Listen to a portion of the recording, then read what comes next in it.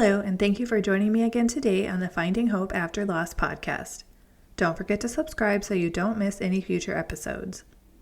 You can really help the show reach more loss and infertility families by taking a moment to leave a positive review or rating on Apple or Spotify. Check us out on Patreon for exclusive bonus content. Just go to patreon.com/Finding Hope After Loss. You can also check out more information about the episode in the show notes at journeyforjasmine.com. In this episode, Karen talks about her journey through miscarriage and secondary infertility due to a blood clotting disorder.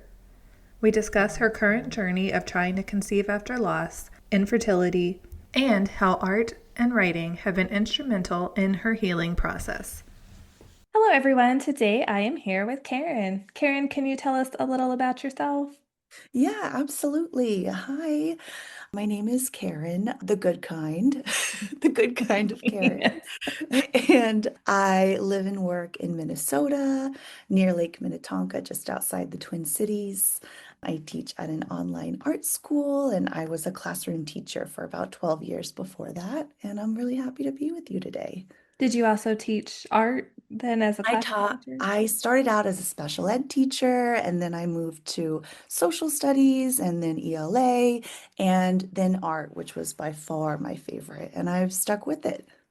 That's really cool that now that you're able to do like the online format. Yeah, it's worked out really well. My husband got a job that relocated us from Washington, D.C., where we're from, to here in Minnesota. So when we moved, was like, it might be time to like look for the next chapter, in my career. So I'm really happy where I'm at. And it's nice to kind of work from home now. Yeah. I know now, but now it's like such a chore to have to go out of the house to like do anything. Absolutely. I'm like, Yeah. you mean I have to put on pants? Oh Like, yeah. not If I just didn't have my sweats. dog, I would never leave the house. So do you mind sharing a little more about your journey so far? Yeah, absolutely. So, my journey began just like any other. You start trying and you never assume that anything is gonna happen, and we were really, really lucky because we got pregnant within 3 months of trying. And, I feel like the first time you're pregnant, you never think, it never even crosses your mind that something could happen. And, the week we found out just so happened to be the week my family was visiting and the week that he was going to go see his family. And we're like, okay, this is so early, but oh my gosh, really exciting. Like, let's share the news. What could happen? And unfortunately, I lost that pregnancy very soon. I lost it at just after 5 weeks. And it was totally devastating, totally was unexpected as it always is.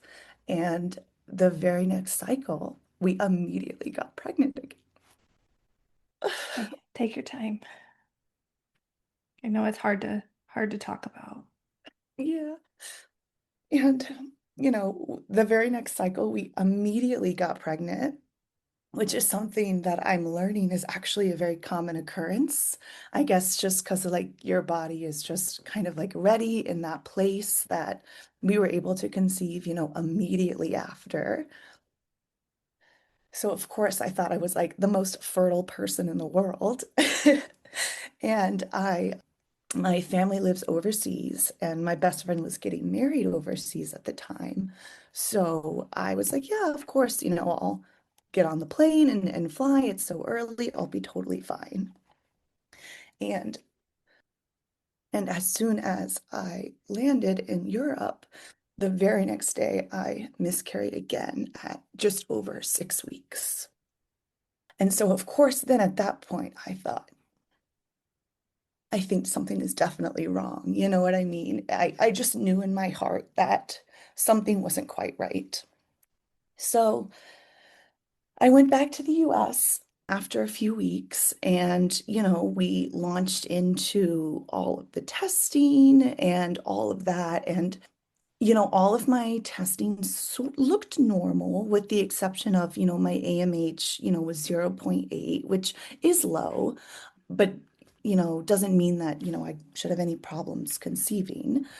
And we sort of like hit a break in a sort of ironic twist, I got sort of lucky to hear news that my uncle, of all people, he was going through some medical issues as well. And he found out that he had a blood clot in his lung. And his medical report indicated that he had something called PAI 4G, which says on his medical report can cause spontaneous early abortion. And my aunt, who's a nurse, saw this and passed it along to me.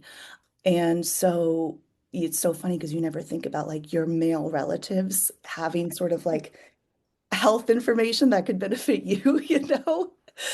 But, thank goodness, my aunt, who is also a postnatal nurse, saw this, passed it along. And I had to sort of like beg my fertility clinic that I was doing testing with to test me for this genetic condition. And I really, really pushed for it. I really had to advocate for it. And lo and behold, we found out that I had this blood clotting condition that can cause, early pregnancy loss. And, I feel really lucky that I was able to get that sort of information because I think it's like 50% of those with recurrent pregnancy loss or those with infertility issues, half the time it's unexplained, which I think just goes to show how much more, we need to be studying this because half the time it being unexplained, that just seems like a lot. Yeah. Yeah. And it's So, it's frustrating though how much you had to push for it that you're saying I had this problem. It's known to be in my family. yeah, exactly. And that's where I do think I made a mistake by going to a fertility clinic rather than sort of like an OBGYN who specializes in infertility because my experience was that I felt like I was just sort of like being pushed to do IVF, which I obviously have no problem with, but I really wanted answers. And so I have since sort of pivoted and am now working with an OBGYN who specializes in infertility. And I feel like that office has been much more receptive to listening and trying new things and testing for new things. So that would be my advice to anyone is if you want answers, maybe start there rather than, going to a fertility clinic. And also, you got to advocate for yourself. If you know in your gut that, it's something wrong, or maybe it's this, or maybe it's that, push to get that tested. Yeah, I think we know our bodies better than anybody else. So I think, we have to Absolutely. learn to listen to ourselves when you have that, that nagging feeling in the back of your mind saying something isn't right. We need to Yeah, learn to like trust ourselves and listen to that. exactly, exactly. And as knowledgeable as doctors are, infertility and pregnancy loss is on the rise. And what I'm finding is a lot of times doctors don't have answers. And it's a field that really is understudied. And so if you feel like your gut is telling you something, that's valuable and that's something that you should listen to. Is there any particular things that they can use to treat the blood clotting that can help Yeah. you in future pregnancies? Absolutely. So, we found all of this out almost a year ago. And at the time, we found a doctor who I really like and respect. We've gone through a couple, but I really like and respect this current doctor. And, she said, as soon as you get that positive pregnancy test, we can put you on Lovenox, which is a blood thinner injection. And I take a baby aspirin every day, and I will continue to do that, throughout a pregnancy. But of course, it's been 10 months since my last miscarriage, and we've been trying every month diligently, timed intercourse, the whole thing, and we've had no luck. So now we're sort of looking at recurrent pregnancy loss, but also infertility because it's been over a year of trying and we've had, no hits. So that's been very confusing and, hard to deal with. Every month that time of the month comes around, it's always hard because you think this month is going to be the month and then it's not. And it feels like your body's like betraying you every month. It's just like Totally. what is wrong with you? Why can't I you just do know. this? No, exactly. And then, of course, like, you, as you do, get sucked into, well, what can I do better, you know? And it comes down to like, what foods do I eat? What supplements do I take? Down to like, what, do I sleep on my, apparently sleeping on your left side is better than sleeping on your right side. And like, you hear all these things, and don't let your feet get cold. Don't do rigorous exercise in the 2 week wait, but do exercise. But then don't, and it's like there's all these things that you can do to increase your chances. And when you get that single line, at that time of the month, you feel like, well, I should have slept on my left side more. Like, it's my fault. I should have done this more, or I ate too much processed food the last week. That's what it was. And you just feel like it's your fault, and you're letting down, your parents who want to be grandparents, and like your husband who wants to be a dad. And it's just there's all these feelings that come rushing back to you at a time of the month where your happy hormones, your progesterone and all of that good stuff are already plummeting. So Right. it's just a double whammy. Oh, I know. It's like, oh, good. Way to kick me when I'm down. Like, Right, let's just bring it exactly. all on. Yep, exactly. And I hate that too, that, it's not our fault, but we as especially as women tend to, internalize all that and, Yeah. feel the guilt and feel like, oh, we're letting everybody down, we're letting ourselves down, and it's hard to get out of that. Absolutely, absolutely. And, I'm 33 now, and I felt like my 20s, I felt like the world was my oyster. If I wanted something, I could work for it, I could manifest it, and I could attain it. If I wanted this next job or this degree or this trip, I could work for it, I could strive for it, and I could attain it. And now it's like I feel like I'm doing everything I can, and it's, your biggest dream, and you feel like there's nothing you can do. And for someone that, you know, as many of us are, sort of like type A or, really goal oriented, like that can be a really tough pill to swallow, that you're doing all the things and it's just not working. I relate to that so much because that's definitely me. And Yeah, I like to know that like I have control over the situation. If I do exactly. this, and this will happen. Yeah. And when we were faced with PCOS diagnosis and Hmm. infertility and then 3 losses, it was just like, oh my gosh, I have no control over anything. And I Oh, yeah. hated it. Absolutely.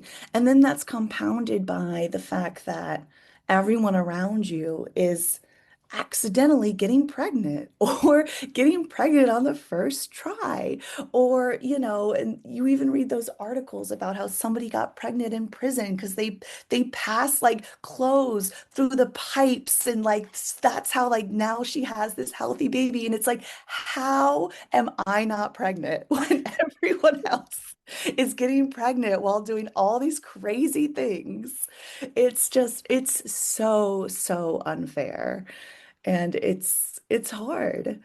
It is, and it's something that I think a lot of people don't talk about because it's such a personal Mhm. thing. And then, again, the feelings of feeling like you're not good enough, you're not, worthy enough, or, just Yep. all of these things. And then you don't want to share it with people because then you don't, want to be judged for how you're feeling.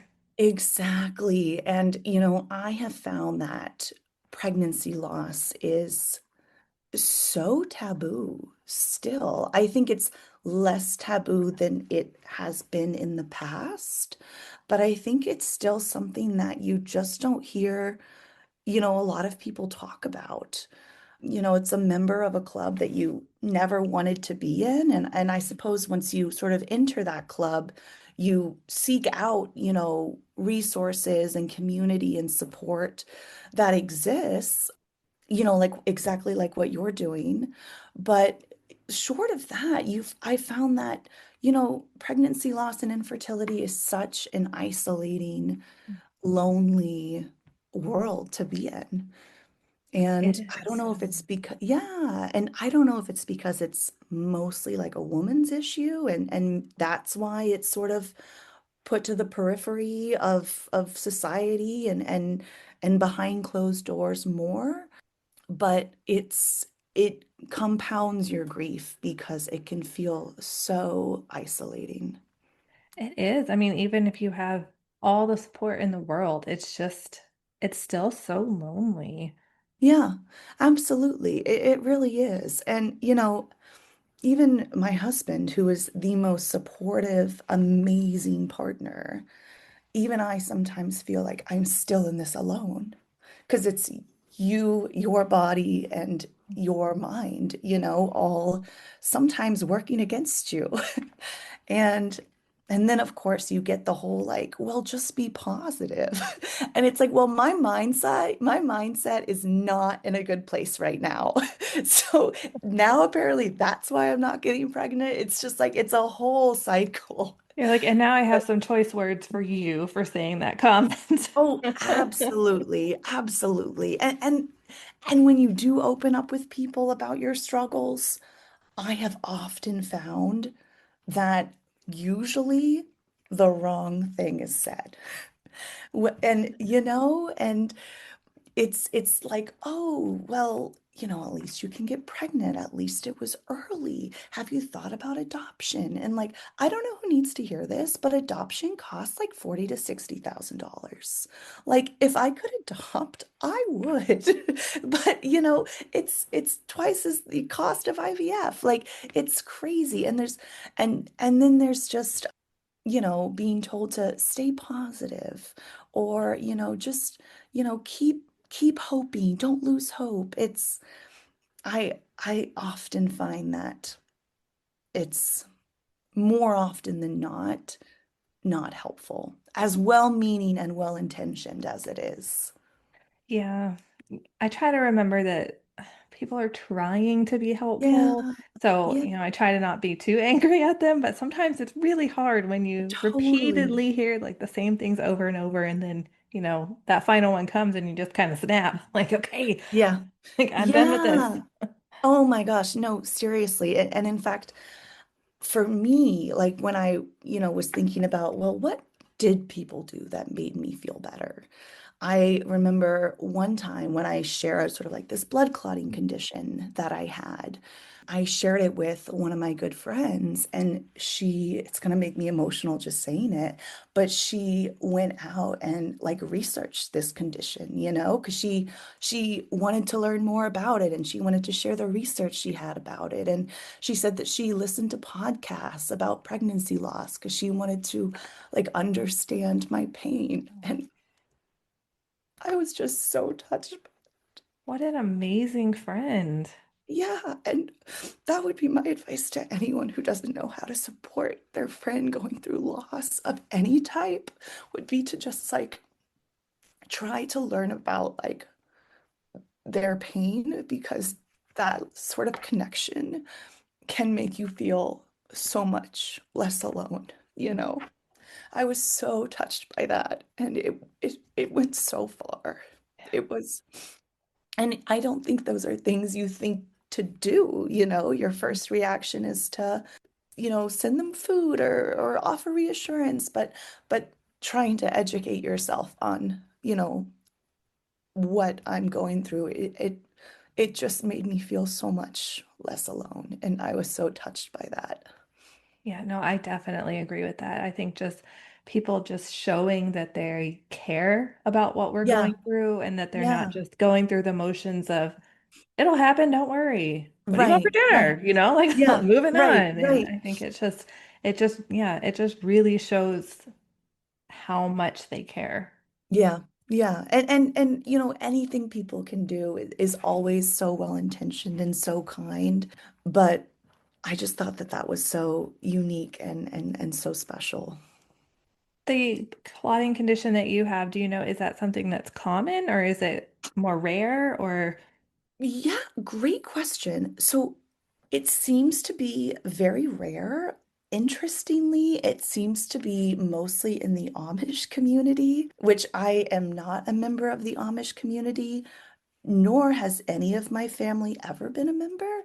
So I don't know what happened there, but super interesting that that's sort of like where they're mostly finding it. But with that being said, there are so many different types of blood clotting conditions. And in fact, at the first round of testing, they ran several tests to test for clotting disorders, and mine did not come up. My test wasn't included. So a lot of times, doctors, if they don't always know the cause of pregnancy loss, they will sort of throw the kitchen sink method at you. And a lot of times, they'll prescribe Lovenox for that first trimester in case there is some sort of blood clotting condition that hasn't been caught in the tests. But it's very rare.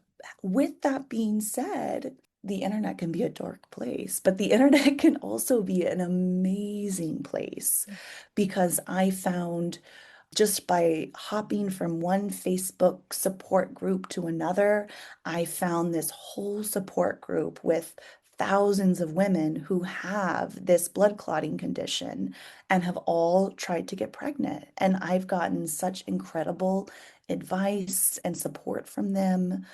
I also joined, a local, infertility support group, which is how I got my current doctor's recommendation.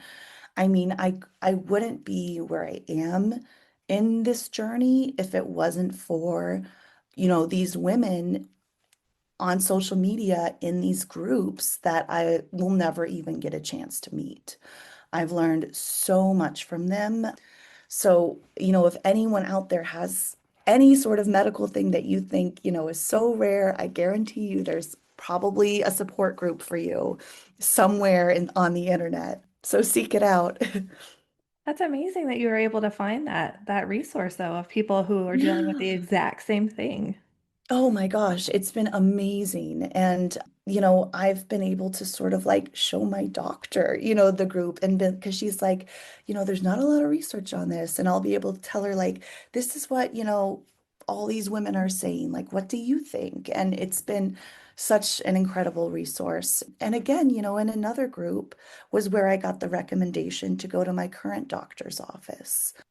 And I just can't thank, those women enough who, again, I'll never be able to meet, but they've been such a huge source of help in my journey. I do love the internet for Yeah, things like that. And it's crazy yeah, that you can have this big support system and like you said, never actually physically meet any of them, but they're your biggest supporters. absolutely, absolutely. And, a lot of them have already had their rainbow babies and they stick around in the group just to answer questions, just to give support, just to offer resources. And that's something that I hope I can do, in return one day too. In working with your doctor, have they suggested anything else for helping to get pregnant since it's, taking longer this time? So now that it's been, a year, over a year, we are going to start IUI and we're going to start the IUI process tomorrow.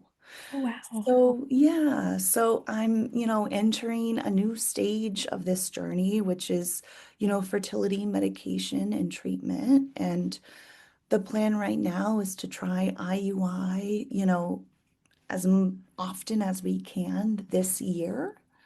And then come next year, look at, IVF.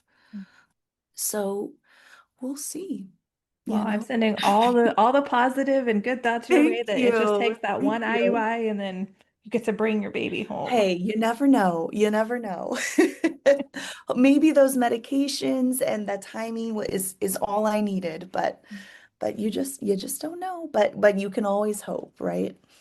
Yeah, and I know it's hard to, keep the hope up when you're trying month after month. And I mean, that's Yeah. something I definitely struggled with is trying to balance out the fear that it'll never happen, but the hope that it will happen. And it's just like a Yeah, constant battle between the emotions. absolutely.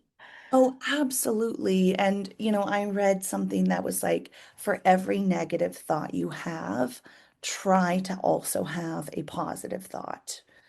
And that's something I really try to do That's really good because advice. yeah, I thought it was great advice. And as much as I hate when people tell me to just stay positive, I do at the same time believe in that mind-body connection, that a positive mind and truly believing that it will happen will support, it happening.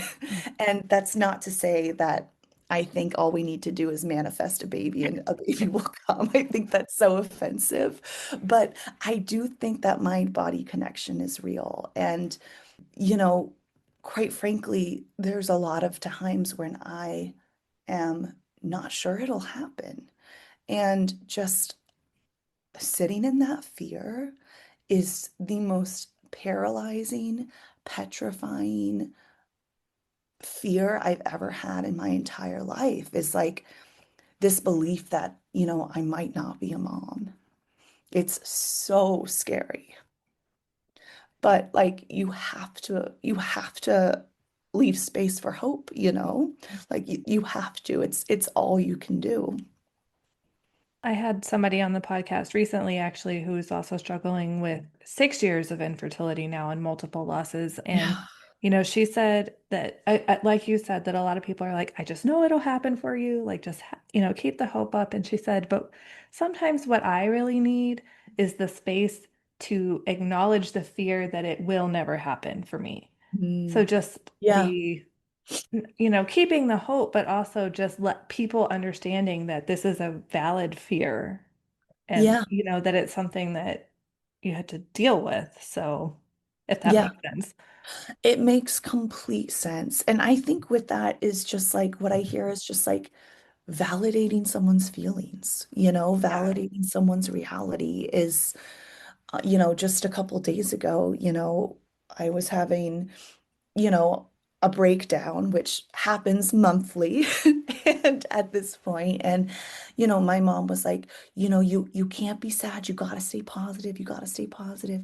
And I was like, Mom, right now, I just need you to tell me it sucks, Yeah. and I think maybe there is like a generational aspect to that, but sometimes just hearing like this sucks, really helps. And I was talking to a friend the next day telling her this, and my friend goes, "There's actually nothing to be positive about right now." And I felt like her saying that made me feel so happy, which is so weird, but like I felt just such a wave of like release and like a wave of like just like, yeah, there's actually nothing to be positive about right now. Like my cycle just started. That sucks. And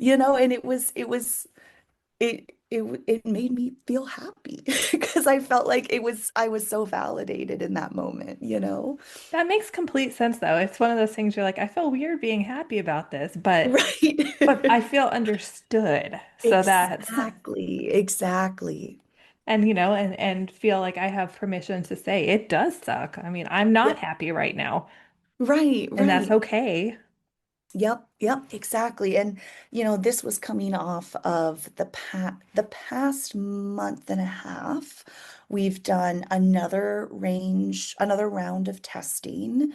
Some good news came out of it. My AMH a year ago, or less than a year ago, 8 months ago, was zero point 0.8. And since taking, various supplements and some lifestyle changes, my AMH came back as being 1.12. So that's great news. And I also had a couple, procedures to sort of like clean out my uterus, clean out my tubes. I had a hysteroscopy done where we got some fibroids and polyps out. And I had I'm gonna mess up the word, a histoplasty,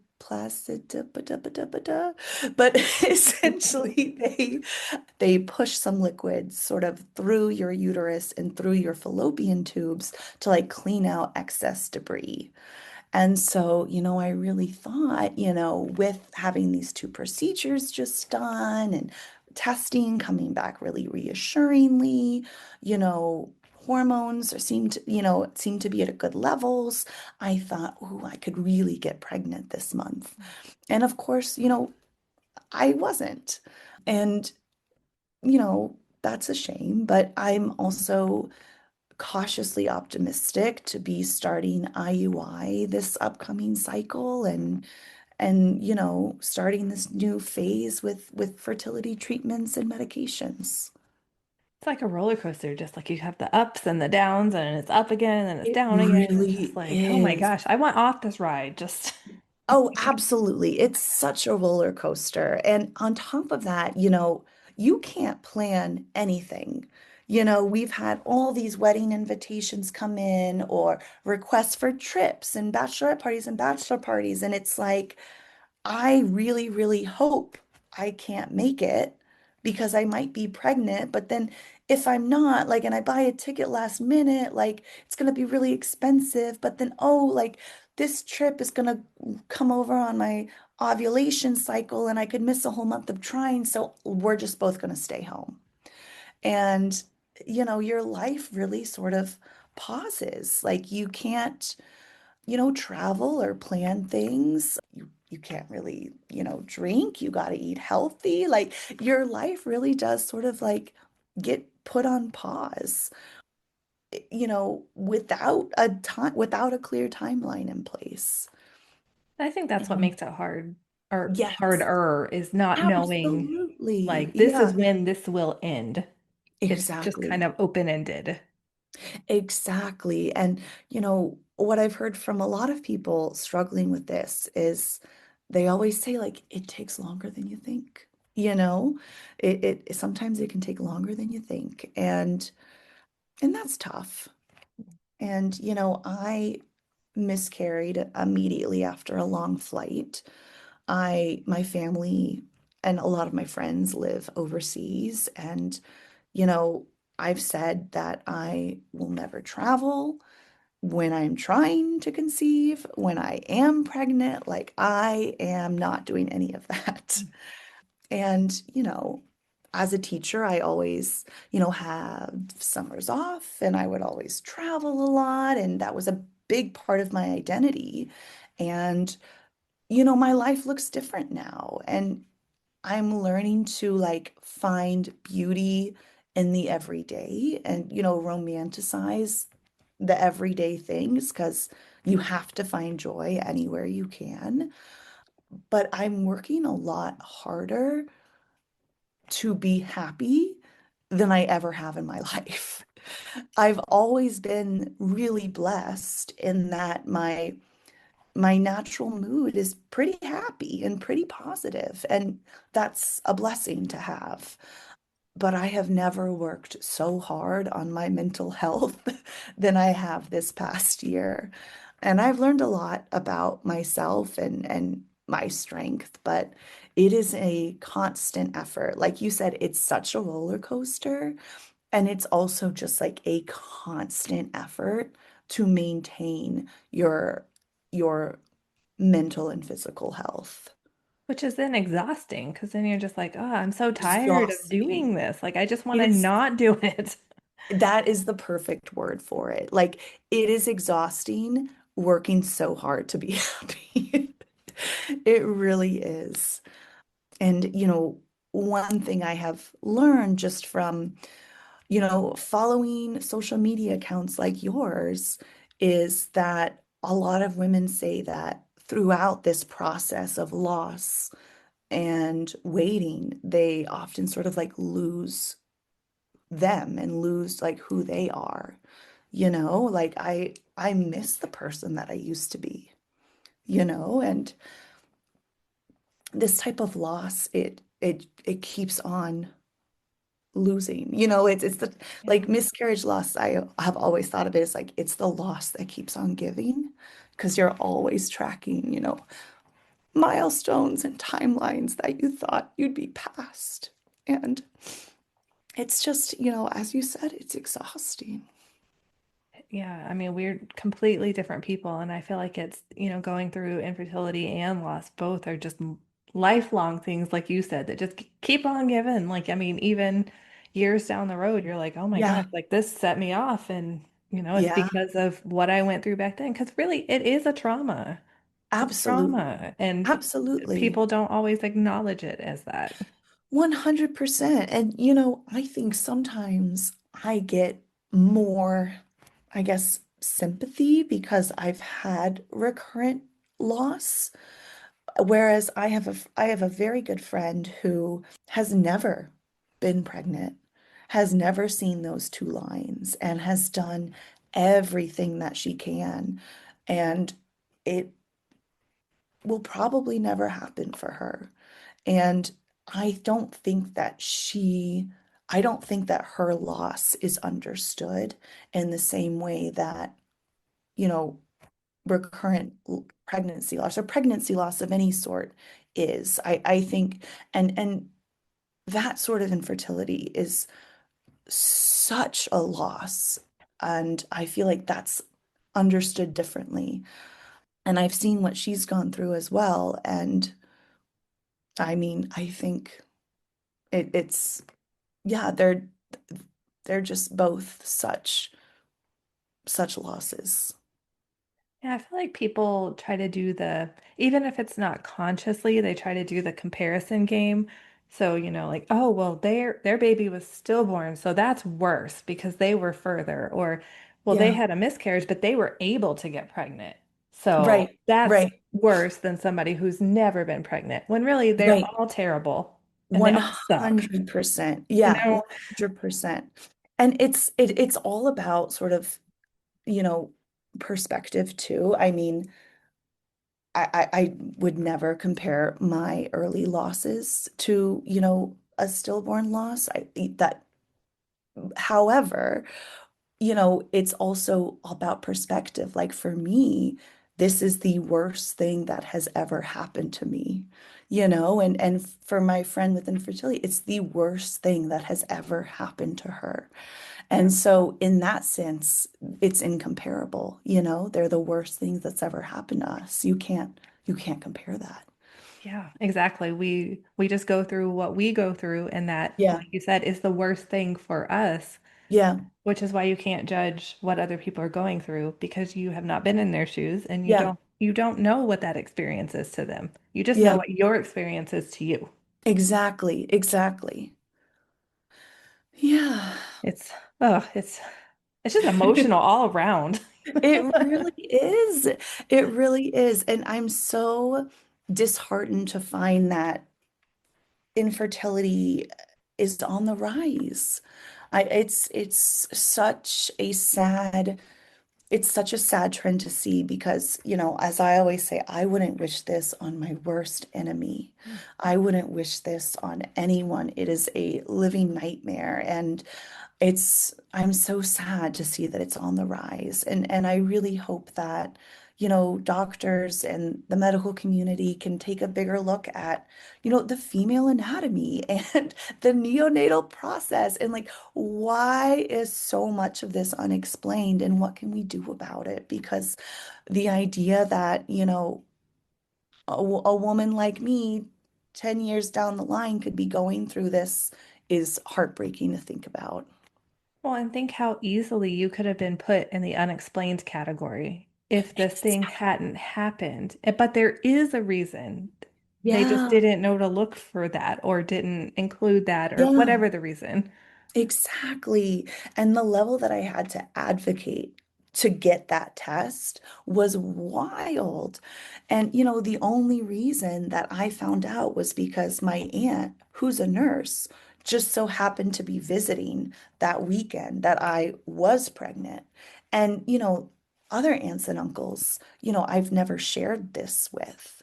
So if she hadn't been, in town, she wouldn't have known to share it with me. So I'm very thankful. Not that my uncle had a blood clot in his lung, but I am thankful Let's be that, clear. No. yeah, but I am thankful that, knowledge is power and, that I was able to get that information. So switching gears a little bit, but since you do, or since you teach art, I Mhm. know that there's been, a lot of things I've seen about art therapy, like helping with grief. Is that anything that you've ever done or taught or anything related to Yeah, that?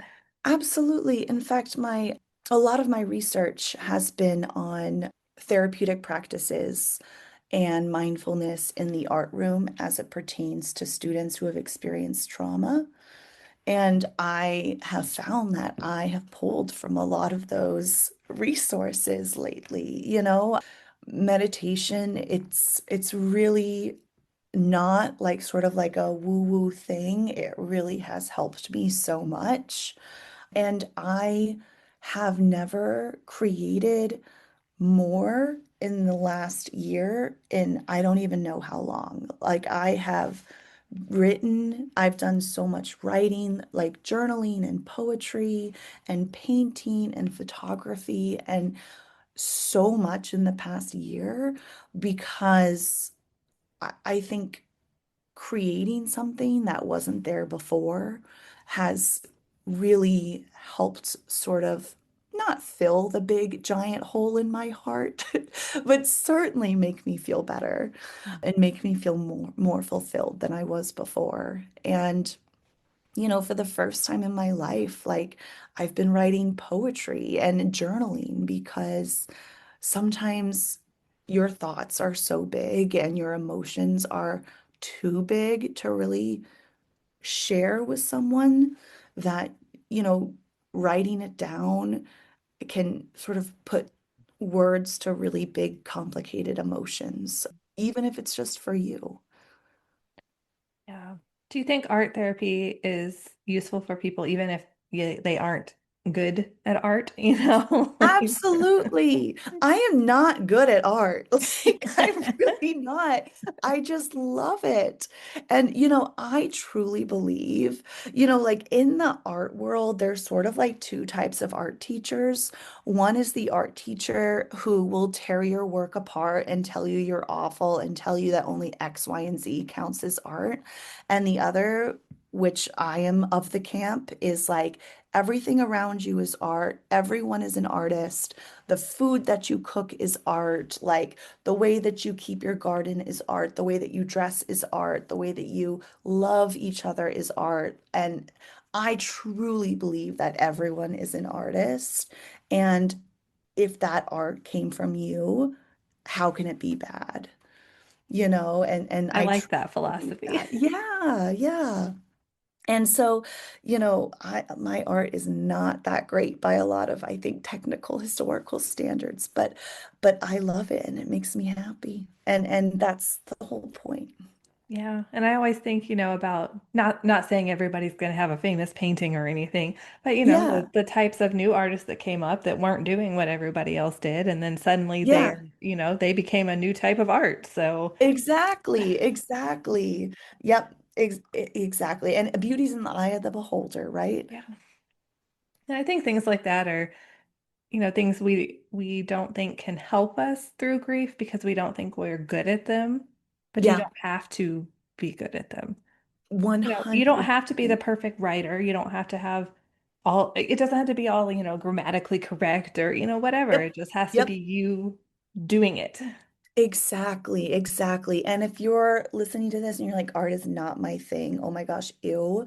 My biggest advice would be for those living in this in-between phase is like find a hobby, find a goal that has nothing to do with your health or your job or your fertility journey. Like find something to focus on that just like makes you happy. If it's trying a new recipe every week or gardening or paint, like find something, that is not connected to trying to get pregnant. I think that is amazing advice. Yeah, just finding something that's just for you, that's Yeah. completely separate, that you get to just have that time for you to be Yep. happy and do the thing that you want to do Yep. without worrying Yep. about all this other stuff. Exactly. And if it's something that like you can even sort of like work towards some sort of goal for like that for like those endorphins that you can get when you are able to achieve something. I mean, for me, art, I think there's always something beautiful in having made something that wasn't there before. And I realized that gardening is not my thing. Like, I did not like the idea of planting a bunch of seeds and having to water and tend to it. And if they didn't grow, you failed, because that felt a lot like infertility. So, gardening off the table. But for my husband, he loves it. So that's great for him. You got to find what works for you. Yeah, not everybody's gonna like the same thing, and you may Yep. think you will like something and hate it, or think you'll hate something and love it. So Yeah. you never know, right? You gotta just go out there and try it all, see what Yeah. sticks, I guess. Yeah. Exactly. Exactly. So is there anything else that you'd like to share or add? No, I've so loved talking with you.